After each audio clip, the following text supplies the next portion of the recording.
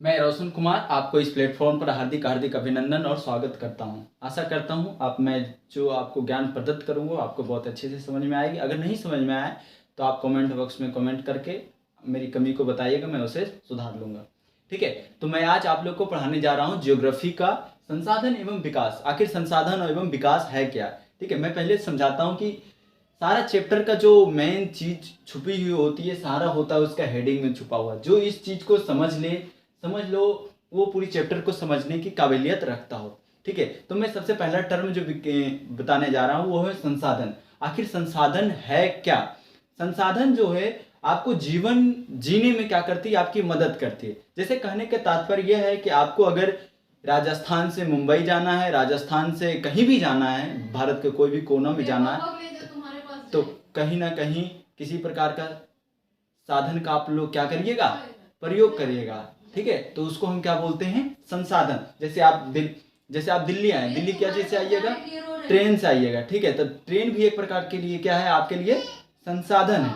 ठीक है, ठीक है, जैसे कहने का तात्पर्य यह हुआ कि आप पेन से लिखते हैं तो पेन भी एक प्रकार का क्या है, संसाधन है। आप मोबाइल फोन का प्रयोग कर रहे हैं, मोबाइल फोन भी एक प्रकार का क्या है, संसाधन है। जैसे आप सोने के लिए बिस्तर का प्रयोग कर रहे हैं, बिस्तर भी एक प्रकार का क्या है, संसाधन है, जो आपको आरामदायक स्थिति में आते हैं और आप आते हैं और सो जाते हैं। ठीक है, जैसे आप देख रहे होंगे यहाँ पे स्मार्ट बोर्ड, स्मार्ट बोर्ड भी एक प्रकार का क्या है, संसाधन है। जैसे आप देख रहे होंगे पंखा, टीवी, कूलर, एसी, सारे चीजें क्या है, एक प्रकार का संसाधन। कुल मिलाकर कहने का तात्पर्य यह है जो आपके जीवन को सुलभ बनाता है उसे ही हम क्या कहते हैं, संसाधन कहते हैं। ठीक है, तो कोई भी संसाधन जो होता है वो पूर्णतः क्या होता है, आधारित प्राकृतिक पर आधारित होता है। प्राकृतिक पर कैसे आधारित होता है, जैसे कहने का तात्पर्य आप यहाँ पर देख रहे होंगे सारा चीज डिपेंडेंट क्या होता है, जैसे ये कोई भी संस्थाएं हैं या प्रौद्योगिकी है, जैसे कहने का तात्पर्य टेक्नोलॉजी। ठीक है, इसको बोलते हैं टेक्नोलॉजी। ये किसी प्रकार की संस्थाएं हैं, ये प्राकृतिक है। ठीक है, तो प्राकृतिक संसाधन का प्रयोग करके ही मानव इन सभी चीजों में क्या करती है, बांटती है। ठीक है, तो इन सभी चीजों के प्रयोग के आधार पर भी इनको क्या किया गया है, विभाजित किया गया। ठीक है, उत्पत्ति, जैसे यहाँ पे देख सकते हैं उत्पत्ति के आधार पर जैव और अजैव। ठीक है, साम्यता के आधार पर नवीकरणीय और अनवीकरणीय योग्य। स्वामित्व के आधार पर व्यक्तिगत, सामुदायिक, राष्ट्रीय और अंतर्राष्ट्रीय। विकास के स्तर पर संभावित विकास और विकसित भंडार और संचित कोष। इस प्रकार का क्या है, इसको विभाजित किया गया। जैसे यहाँ पे देख सकते हैं आप, एक चार्ट के रूप में इसे बहुत अच्छे से देख सकते हैं। ठीक है, चार्ट के रूप में यह देख सकते हैं, जैसे यह संसाधन है, ये क्या है, प्राकृतिक संसाधन, ये क्या है, मानवीय संसाधन। प्राकृतिक संसाधन वो होते जिसमें मानव का निर्माण में कोई योगदान नहीं होता। जैसे कहने का तात्पर्य वायु है, क्या वायु के निर्माण में मानव का कोई योगदान है? जैसे कहने के तात्पर्य कोयला है, क्या कोयला के निर्माण में मानव का कोई योगदान है? जैसे कहने के तात्पर्य लोहा है, मैग्नीशियम है, ये सब के योगदान में मानव को बनने में मानव का कोई योगदान नहीं होता है। वही मानवीय संसाधन में क्या होता है, इसमें पूरी तरह क्या होता है, मानव का योगदान होता है, लेकिन ये भी आधारित होता है प्राकृतिक संसाधन पर ही आधारित होता है। ठीक है, तो जो मानव बनाता है, जो मानव अपने हाथों से बनाता है या फिर किसी टेक्नोलॉजी का प्रयोग करके बनाता हो उसमें, तो उसको हम क्या बोलते हैं, मानवीय संसाधन। ठीक है, जैसे अब प्राकृतिक संसाधन को आप देख रहे हैं, प्राकृतिक संसाधन को कितने भागों में बांटा गया है, 2 भागों में। जैसे नवीकरणीय योग्य और अनवीकरणीय योग्य। सतत प्रवाह जैसे पवन, जल। जैसे सतत प्रवाह जो कभी क्या हो, खत्म होने वाली चीजें नहीं हो। जैव, ठीक है, जैव को भी 2 प्रकार में बांटा गया है। एक प्राकृतिक वनस्पति, जैसे वन, जंगल वगैरह देखते होंगे। एक क्या होता है, वन्य जीव, जंगल में रहने वाले वन्य जीव को वन जीव कहते हैं, पता ही होगा ये सब। ठीक है, और वही अनवीकरणीय संसाधन। अनवीकरणीय संसाधन क्या होता है, पुनः चक्रीय होता है। जैसे धातु, धातु को क्या करते हैं, गला के दूसरे धातु को निर्माण किया जा सकता है। जिसे मतलब अगर उसे कोई वस्तु बना लेते हैं और फिर चाहेंगे कि कोई अलग वस्तु बनाए, तो वो क्या हो जाएगी, अलग वस्तु क्या हो जाएगी, बन जाएगी, तो वो क्या कहलाएंगे, चक्रीय। अचक्रीय देखिए, समझ में सब सारा खेल होता है, शब्द में ही छिपा हुआ होता है। जैसे ये चक्रीय है, ये क्या है, अचक्रीय। अचक्रीय में वो होते हैं जिसका क्या होता है, चक्रीय संभव नहीं होता है, या फिर जैसे वो जल गया। जैसे कहने के तात्पर्य हम क्या है, अचक्रीय संसाधन है। अगर हमारा शरीर क्या हो जाता है, अगर हमको जला दिया जाता है, ठीक है, हिंदू संस्कृति सभ्यता के अनुसार मुझे जला दिया जाता है, तो क्या हमारे शरीर की पुनः उत्पत्ति हो सकती है? बिल्कुल संभव नहीं है। क्या आप जो कोयला देखते हैं, कोयला को जला देंगे, क्या आप कोयला को दोबारा निर्माण कर सकते हैं? बिल्कुल संभव नहीं है। तो इसको क्या बोलते हैं? चक्रीय संसाधन। ठीक है, ठीक है। यहाँ पर जैसे देख रहे हैं मानवीय संसाधन को भी दो प्रकार में बांटा गया है, संरचनाएं एवं संस्थाएं, मात्रा एवं गुणवत्ता। ठीक है, ये पूरी तरह एनसीईआरटी पर बेस्ड है। ठीक है, संसाधन का विकास। ठीक है, संसाधन जिस प्रकार मनुष्य के जीवन, संसाधन मनुष्य के जीवन पर बहुत बड़ा क्या डालती है? प्रभाव डालती है। ठीक है, ठीक है, उसी प्रकार जीवन की गुणवत्ता बनाए रखने के लिए महत्वपूर्ण है। ऐसा विश्वास किया जाता है कि संसाधन प्रकृति की देन है, परिणाम स्वरूप मानव इसका अंधाधुंध उपयोग कर रहा है, जिसके निम्नलिखित समस्याएं पैदा हो जाती है। आए दिन आप देखते होंगे, जैसे राजस्थान में देखते हैं बहुत जगह क्या होती है, बहुत जगह क्या होती है? सुखाड़ पाया जाता है, बहुत जगह तो पानी मिलती ही नहीं है। और ऐसे ही बहुत सारे दिल्ली में देखते हैं पानी की बहुत सारी क्या होती है? किल्लतें हो जाती है। ठीक है, वो क्या करते हैं? पानी का अंधाधुंध प्रयोग करते हैं। बहुत सारे ऐसे संसाधन हैं जो, जैसे पर्यावरण, मुझको एक वातावरण मिला है, दिल्ली में इतनी गाड़ियां चलती है कि उसे पूरी पर्यावरण को क्या कर दी है? प्रदूषित कर रही है, जिसके कारण बहुत सारी समस्याएं, बहुत सारी बीमारियां क्या हो रही है?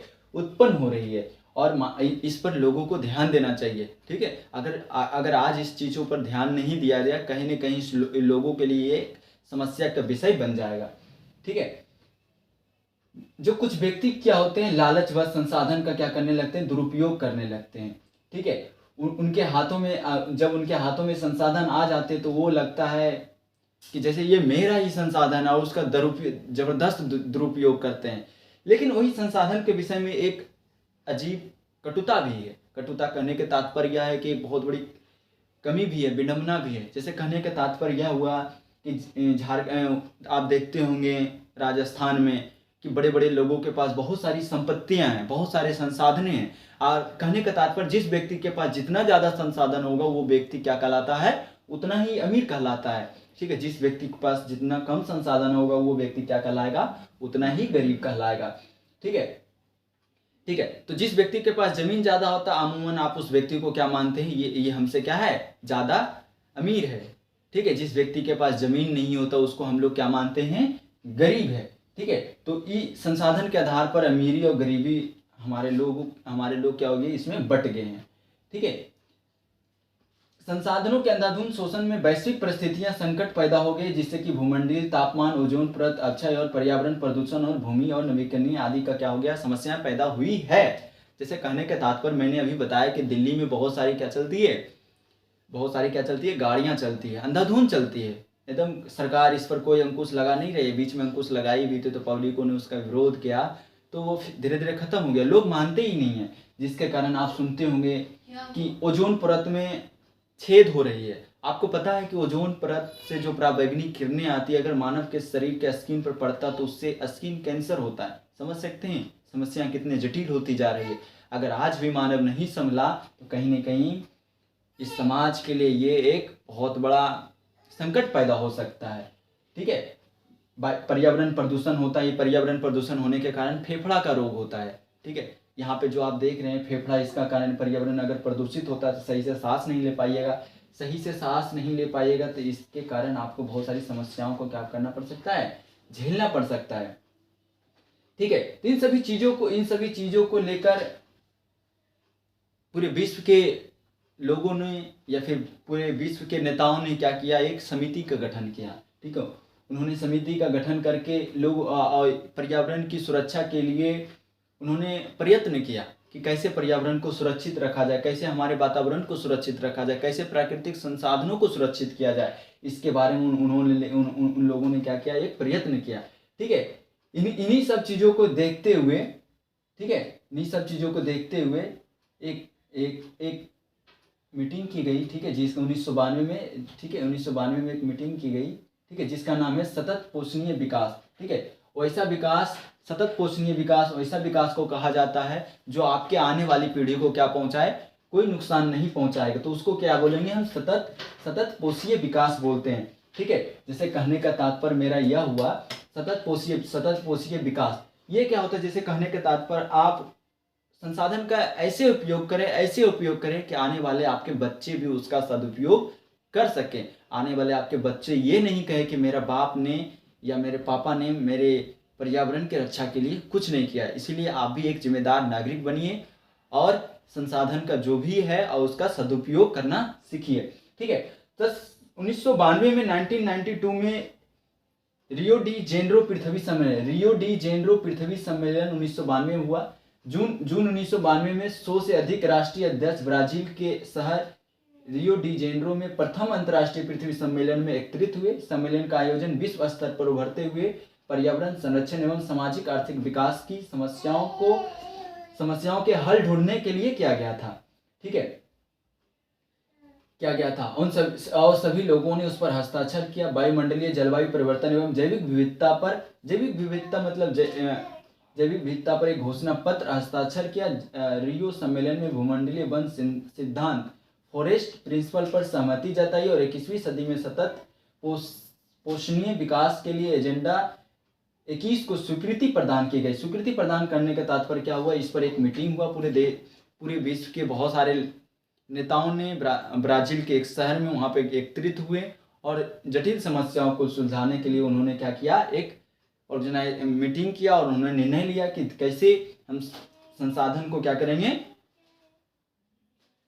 बचा के रखेंगे। प्राकृतिक संसाधन को, प्राकृतिक आपदा जो आ रही है, मतलब वो प्राकृतिक आपदा होती क्या है, प्राकृतिक आपदा होती कुछ नहीं है, लेकिन वो मानव ही प्राकृतिक आपदाओं से बदल देती है। मानव अगर संसाधनों का दुरुपयोग करने लगती है तो क्या पैदा हो जाती है, मानव अगर संसाधनों का दुरुपयोग करती है तो यहाँ पर आप देख रहे हैं जलवायु परिवर्तन हो जाती है। अगर जलवायु परिवर्तन हो जाती है तो आप जैसे आप राजस्थान में रह रहे हैं, आप अगर राजस्थान में, तो राजस्थान में बहुत जगह क्या होती है, बारिशें कम होती है, बहुत सारा जगह पे क्या है, सुखाड़ है, तो वहाँ पर हो सकती है पानी पड़ने लगे। लेकिन यही आप उत्तर प्रदेश, बिहार, झारखंड, इन सभी जगहों पर, पंजाब, इन सभी जगहों पर अगर जलवायु परिवर्तन हुआ तो वो काफ़ी सूखा में बदल जाएगा, वहाँ पे बारिश नहीं होगी तो वो क्या हो जाएगा, परिवर्तन होगा, जिसके कारण देश के किसान को भी काफ़ी होना पड़ेगा, समस्याओं को झेलना पड़ेगा। ठीक है, अब एजेंडा 2021 था क्या, इसके संदर्भ में हम लोग जानकारियाँ प्राप्त करते हैं। ठीक है, एजेंडा 21 यह एक घोषणा है जिसमें 1992 में ब्राजील के शहर रियो डी जेनेरो में संयुक्त राष्ट्र पर्यावरण और विकास सम्मेलन के तत्वावधान में राष्ट्रीय अध्यक्ष द्वारा स्वीकृत किया गया था कि इसका उद्देश्य भूमंडलीय सतत पोषणीय विकास हासिल करना। यह एक कार्यसूची है जिसका उद्देश्य समान हित, पारस्परिक आवश्यक एवं समृद्ध जिम्मेदारियों के अनुसार विश्व सहयोग के द्वारा पर्यावरणीय क्षति, गरीबी और रोगों से निपटाना है। एजेंडा 21 का मुख्य उद्देश्य यह है कि प्रत्येक स्थानीय निकाय अपना स्थानीय एजेंडा 21 तैयार करे। कहने का तात्पर्य है कि हर देश आप उनका जो एजेंडा है कि हमारे देश के विकास का ये एजेंडा होना चाहिए, वो क्या करे, वो तैयार करे और प्रकृति को कम से कम वो क्या करे, नुकसान पहुंचाए। ठीक है, तो संसाधन नियोजन क्या है, आज आप ये इतना चीज़ें तो आपको समझ में आ गई। तो अब हम समझाते हैं संसाधन नियोजन क्या है। इस शब्द में आपको कुछ दिख रहा है संसाधन नियोजन में? ठीक है, संसाधन नियोजन, ठीक है, ये बहुत इंपॉर्टेंट है। इसमें क्लास 10th में इसमें एग्जाम क्वेश्चन भी आते हैं एग्जाम में। ठीक है, तो संसाधन नियोजन के बारे में आपको हम समझाते हैं। जैसे संसाधन नियोजन होता क्या है, किसी भी चीज़ों का विवेकपूर्ण इस्तेमाल करना ही संसाधन नियोजन कहलाता है। जैसे कहने के तात्पर्य है कि आपको मोबाइल मिल गया, तो मोबाइल आपको इसलिए नहीं मिलेगा कि आप किसी से बात करिए, रात में किसी को मैसेज करिए, ये क्या हो जाता है, संसाधन का दुरुपयोग है। आपके पापा ने आपको मोबाइल क्यों दिया, ताकि मेरा बेटा पढ़े लिखे कुछ बड़ा करे, लेकिन आपने उस संसाधन का दुरुपयोग करके क्या करने लगा, बाबू सोना सारा चीज़ करने लगे। कहीं ना कहीं ये आपको क्या पहुंचा देगा, नुकसान पहुंचा देगा। आपका समय के क्षति के साथ साथ आपके जीवन शैली के साथ साथ आपके भविष्य पर भी ये क्या डालेगा, प्रभाव डालेगा। तो आप अपने काबिलियत को समझिए और उसका जो मोबाइल फ़ोन है इसका सदुपयोग करिए। उसका सदुपयोग करना या दिमाग से प्रयोग करना ही संसाधन नियोजन कहलाता है। समझ में आ गया? संसाधन नियोजन समझने में मेरे ख्याल से आपको कोई दिक्कत नहीं होनी चाहिए। ठीक है, इसका अगला टॉपिक मैं आज नहीं कल डील करूंगा। धन्यवाद।